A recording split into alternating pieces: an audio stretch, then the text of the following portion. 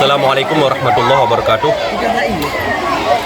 Para pemirsa yang budiman, inilah suasana Pondok Putri Riyadhus Shalihin Serambi Aceh yang sejak jam 4 pagi tadi sudah tergenang dengan arus banjir, di mana dari musibah yang kejadian ini mereka mulai dari fasilitas tempat pengajian, musalla, tempat ibadah, dan tempat tidur mereka dari kamar-kamar dan asrama santri juga banyak yang tergenang arus banjir. Dan yang sangat disayangkan, mereka sejak dari pagi ada yang belum sarapan karena kan dari dapur umum tempat yang mereka sehari-hari memasak juga tergenang arus banjir. Permohonan dari kami warga daerah Serambi Aceh Putri agar dari para donatur dan para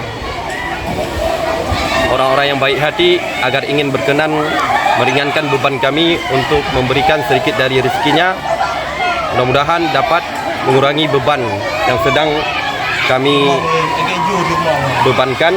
Dan harapan kami agar pada para donatur sempat mengirimkan beberapa dari kemudahannya, baik berbentuk makanan, minuman, dan hal-hal yang lain yang dapat memberikan pertolongan kepada santriwati yang ada di daerah Putri Riyadhus Shalihin.